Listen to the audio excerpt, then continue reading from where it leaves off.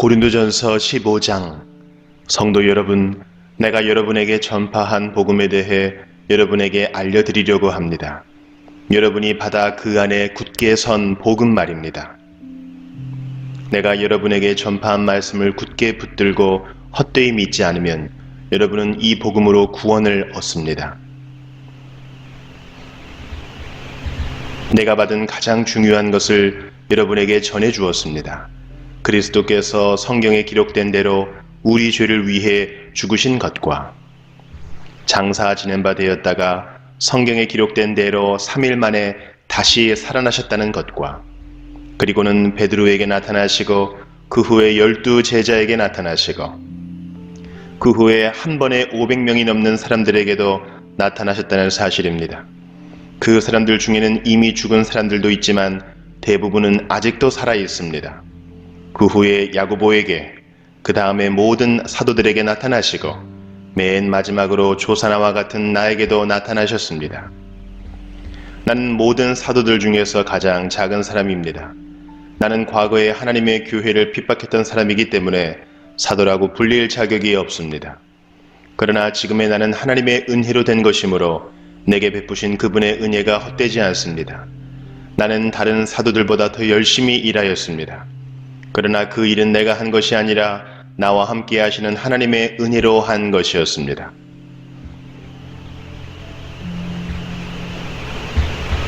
내가 되었든지 아니면 그 사람들이 되었든지 간에 우리가 전파한 복음은 이런 내용이고 여러분은 이것을 믿었습니다. 그리스도께서 죽은 자들 가운데서 다시 살아나셨다고 우리가 전파하는데 여러분 중에서 죽은 자들의 부활이 없다고 말하는 사람이 있는 것은 어찌된 일입니까? 죽은 자들의 부활이 없다면 그리스도께서도 다시 살아나지 못하셨을 것입니다. 그리고 그리스도께서 다시 살아나지 못하셨다면 우리가 전파한 복음도 헛되며 여러분의 믿음도 헛될 것입니다. 그뿐만이 아닙니다. 우리는 하나님께서 그리스도를 다시 살리셨다고 그분에 대해 증언했으니 하나님에 대해 거짓 증언한 사람들로 판명될 것입니다. 죽은 자들이 다시 살아나지 못한다면 하나님께서 그리스도를 다시 살리지 않았을 것입니다. 참으로 죽은 자들이 다시 살아나는 일이 없다면 그리스도께서도 다시 살아나지 못했을 것입니다. 그리고 그리스도께서 살아나지 않으셨다면 믿음은 공허한 것이 될 뿐더러 여러분은 여전히 죄 가운데 있을 것입니다. 그렇게 되면 그리스도를 믿다가 죽은 사람들도 멸망했을 것입니다. 우리가 그리스도 안에서 소망하는 것이 이 세상 삶에 그친다면 우리는 이 세상 어느 누구보다도 불쌍한 사람들일 것입니다. 그러나 이제 그리스도께서는 죽은 자들 가운데서 다시 살아나 잠자는 자들의 첫 열매가 되셨습니다. 죽음이 한 사람을 통해 온 것처럼 죽은 자들의 부활도 한 사람을 통해 옵니다. 아담 안에서 모든 사람이 죽은 것 같이 그리스도 안에서 모든 사람이 생명을 얻게 될 것입니다. 하지만 각각 차례가 있습니다. 첫 열매이신 그리스도께서 먼저요. 그 다음에는 그리스도께서 재림하실 때 그리스도께 속한 사람들입니다. 그리고 나서 그리스도께서 모든 권력과 모든 권세와 능력을 멸하고 나라를 하나님 아버지께 돌려드릴 마지막 때가 올 것입니다. 그리스도께서는 모든 원수를 자기의 발 아래 두실 때까지 당연히 왕노릇해야 합니다. 그리스도께 멸망받을 마지막 원수는 죽음입니다. 성경에 하나님께서 모든 것을 그분의 발 아래 복종시키셨다라고 기록되어 있습니다.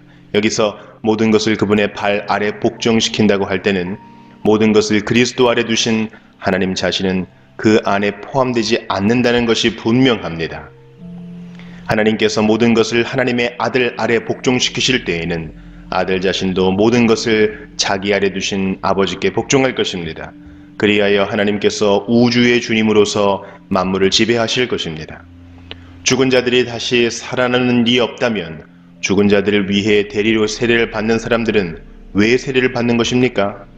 죽은 사람들이 도무지 살아나지 않는다면 그 사람들이 죽은 자들을 위해 세례를 받는 이유는 무엇입니까? 우리의 경우는 어떻습니까? 우리는 무슨 이유로 매 순간 위험에 처한단 말입니까? 성도 여러분, 우리 주 예수 그리스도 안에서 내가 여러분에 대해 가지고 있는 자랑을 두고 확신 있게 말합니다만 나는 날마다 죽습니다. 내가 에베소에서 사나운 짐승들과 싸운 것이 단순히 인간적인 이유에서였다면 내가 얻은 것이 무엇이겠습니까? 죽은 자들이 다시 살아나는 일이 없다면 먹고 마시자, 내일이면 죽을 목숨이라고 하지 않겠습니까? 속지 마십시오. 나쁜 친구를 사귀면 좋은 습관도 나쁘게 됩니다.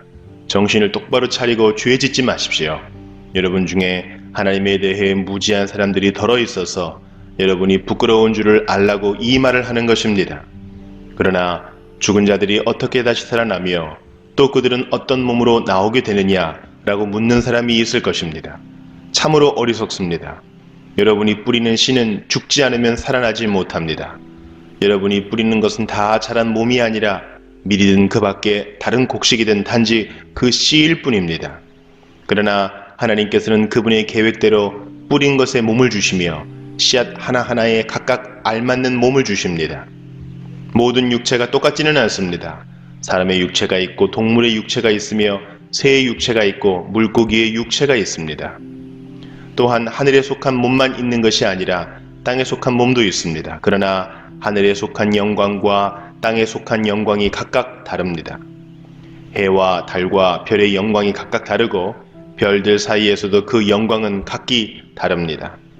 죽은 자들의 부활도 이와 같습니다. 썩을 몸을 심지만 썩지 않을 몸으로 다시 살아납니다. 비천한 몸을 심지만 영광스러운 몸으로 다시 살아납니다. 또한 약한 몸을 심지만 능력 있는 몸으로 다시 살아납니다. 자연적인 몸을 심지만 영적인 몸으로 다시 살아납니다. 자연적인 몸이 존재한다면 영적인 몸도 존재합니다. 성경에 첫사람 아담이 살아있는 존재가 되었다고 기록된 것처럼 마지막 아담은 생명을 주는 영이 되었습니다. 그러나 신령한 몸이 먼저 있었던 것은 아닙니다. 자연적인 몸이 먼저 있었고 그 후에 신령한 몸이 왔습니다.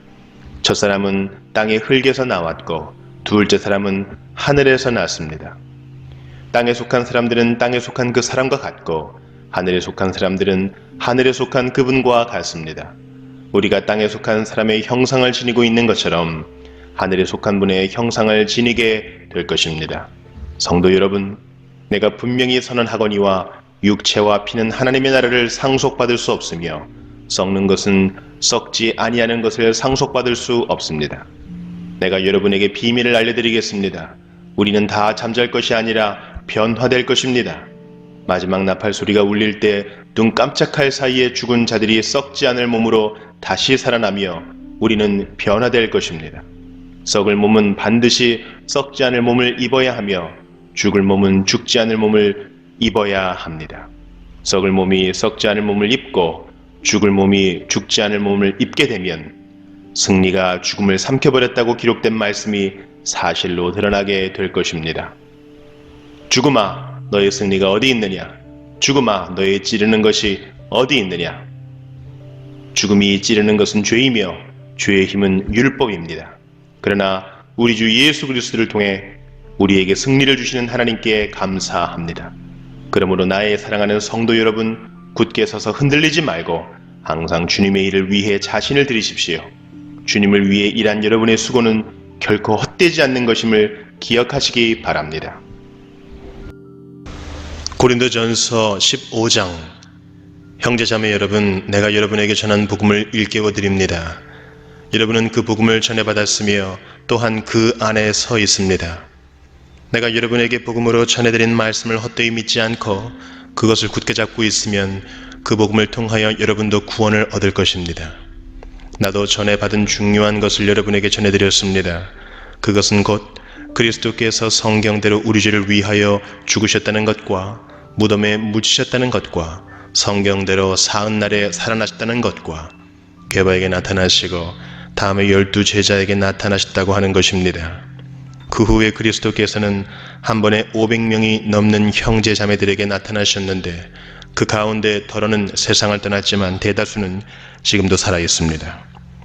다음에 야고보에게 나타나시고 그 다음에 모든 사도들에게 나타나셨습니다. 그런데 맨 나중에 다리 차지 못하여 난 자와 같은 나에게도 나타나셨습니다. 나는 사도들 가운데서 가장 작은 사도입니다. 나는 사도라고 불릴 만한 자격도 없습니다. 그것은 내가 하나님의 교회를 박해했기 때문입니다. 그러나 나는 하나님의 은혜로 오늘의 내가 되었습니다. 나에게 베풀어 주신 하나님의 은혜는 헛되지 않았습니다. 나는 사도들 가운데 어느 누구보다도 더 열심히 일하였습니다. 그러나 이렇게 한 것은 내가 아니라 나와 함께 하신 하나님의 은혜입니다. 그러므로 나나 그들이나 할 것 없이 우리는 이렇게 전파하고 있으며 여러분은 이렇게 믿었습니다. 그리스도께서 죽은 사람 가운데서 살아나셨다고 우리가 전파하는데 어찌하여 여러분 가운데 더러는 죽은 사람의 부활이 없다고 말합니까? 죽은 사람의 부활이 없다면 그리스도께서도 살아나지 못하셨을 것입니다.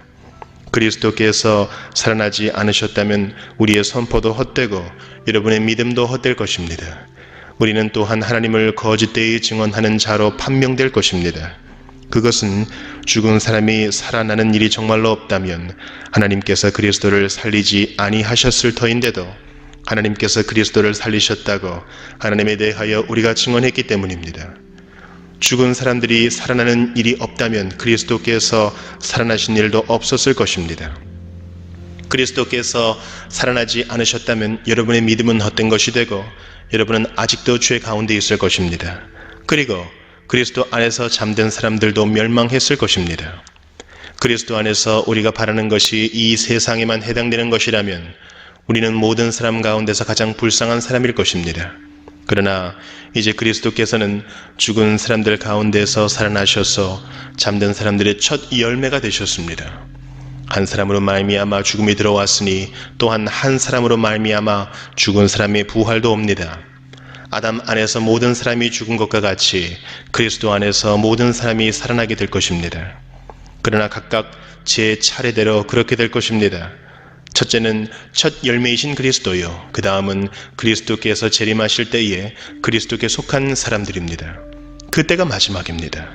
그때 그리스도께서 모든 통치와 모든 권위와 모든 권력을 패하시고 그 나라를 하나님 아버지께 넘겨드리실 것입니다. 하나님께서 모든 원수를 그리스도의 발 아래에 두실 때까지 그리스도께서 다스리셔야 합니다. 맨 마지막으로 멸망받을 원수는 죽음입니다. 성경에 이르기를 하나님께서 모든 것을 그의 발 아래에 굴복시키셨다 하였습니다. 모든 것을 굴복시켰다고 말할 때에는 모든 것을 그에게 굴복시키는 분은 그 가운데 들어있지 않은 것이 명백합니다. 그러나 모든 것이 하나님께 굴복당할 그때에는 아들까지도 모든 것을 자기에게 굴복시키신 분에게 굴복하실 것입니다. 그래서 하나님은 만유의 주님이 되실 것입니다. 죽은 사람들이 살아나지 않는다면 죽은 사람들을 위해서 세례를 받는 사람들은 무엇하려고 그런 일을 합니까? 죽은 사람이 정말로 살아나지 않는다면 무엇 때문에 그들은 죽은 사람들을 위하여 세례를 받습니까? 그리고 또 우리는 무엇 때문에 시시각각으로 위험을 무릅쓰고 있습니까? 형제 자매 여러분, 나는 감히 단언합니다. 나는 날마다 죽습니다. 이것은 우리 주 예수 그리스도께서 여러분에게 하신 그 일로 내가 여러분을 자랑스럽게 여기는 것만큼이나 확실한 것입니다. 내가 에베소에서 맹수와 싸웠다고 하더라도 인간적인 동기에서 한 것이라면 그것이 나에게 무슨 유익이 되겠습니까? 만일 죽은 사람이 살아나지 못한다면 내일이면 죽을 터이니 먹고 마시자 할 것입니다. 속지 마십시오. 나쁜 동무가 좋은 습성을 망칩니다. 똑바로 정신을 차리고 죄를 짓지 마십시오. 여러분을 부끄럽게 하려고 내가 이 말을 합니다만 여러분 가운데서 더러는 하나님을 아는 지식이 없습니다. 그러나 죽은 사람이 어떻게 살아나며 그들은 어떤 몸으로 옵니까 하고 묻는 사람이 있을 것입니다. 어리석은 사람이여, 그대가 뿌리는 씨는 죽지 않고서는 살아나지 못합니다. 그리고 그대가 뿌리는 것은 장차 생겨날 몸 그 자체가 아닙니다. 밀이든지 그 밖에 어떤 곡식이든지 다만 씨앗을 뿌리는 것입니다. 그러나 하나님께서는 원하시는 대로 그 씨앗에 몸을 주시고 그 하나하나의 씨앗에 각기 고유한 몸을 주십니다. 모든 살이 똑같은 살은 아닙니다. 사람의 살도 있고 짐승의 살도 있고 새의 살도 있고 물고기의 살도 있습니다. 하늘에 속한 몸도 있고 땅에 속한 몸도 있습니다. 하늘에 속한 몸들의 영광과 땅에 속한 몸들의 영광이 저마다 다릅니다. 해의 영광이 다르고 달의 영광이 다르고 별들의 영광이 다릅니다. 별마다 영광이 다릅니다. 죽은 사람들의 부활도 이와 같습니다. 썩을 것으로 심는데 썩지 않을 것으로 살아납니다. 비천한 것으로 심는데 영광스러운 것으로 살아납니다. 약한 것으로 심는데 강한 것으로 살아납니다. 자연적인 몸으로 심는데 신령한 몸으로 살아납니다. 자연적인 몸이 있으면 신령한 몸도 있습니다. 성경에 첫사람 아담은 산영이 되었다고 기록한 바와 같이 마지막 아담은 생명을 주시는 영이 되셨습니다. 그러나 신령한 것이 먼저가 아닙니다. 자연적인 것이 먼저요, 그 다음이 신령한 것입니다. 첫사람은 땅에서 났으므로 흙으로 되어 있지만 둘째 사람은 하늘에서 났습니다. 흙으로 빚은 그 사람과 같이 흙으로 되어 있는 사람들이 그러하고 하늘에 속한 그분과 같이 하늘에 속한 사람들이 그러합니다. 흙으로 빚은 그 사람의 형상을 우리가 입은 것과 같이 우리는 또한 하늘에 속한 그분의 형상을 입을 것입니다. 형제자매 여러분, 내가 말하려는 것은 이것입니다. 살과 피는 하나님 나라를 유산으로 받을 수 없고 썩을 것은 썩지 않을 것을 유산으로 받지 못합니다. 보십시오. 내가 여러분에게 비밀을 하나 말씀드리겠습니다. 우리가 다 잠들 것이 아니라 다 변화할 터인데 마지막 나팔이 울릴 때에 눈 깜빡할 사이에 호련히 그렇게 될 것입니다. 나팔 소리가 나면 죽은 사람은 썩어 없어지지 않을 몸으로 살아나고 우리는 변화할 것입니다. 썩을 몸이 썩지 않을 것을 입어야 하고 죽을 몸이 죽지 않을 것을 입어야 합니다. 썩을 이 몸이 썩지 않을 것을 입고 썩을 이 몸이 썩지 않을 것을 입을 그때에 이렇게 기록한 성경 말씀이 이루어질 것입니다. 죽음을 삼키고서 승리를 얻었다. 죽음아, 너의 승리가 어디에 있느냐? 죽음아, 너의 독침이 어디에 있느냐? 죽음의 독침은 죄요, 죄의 권세는 율법입니다. 그러나 우리 주 예수 그리스도를 통하여 우리에게 승리를 주시는 하나님께 우리는 감사를 드립니다.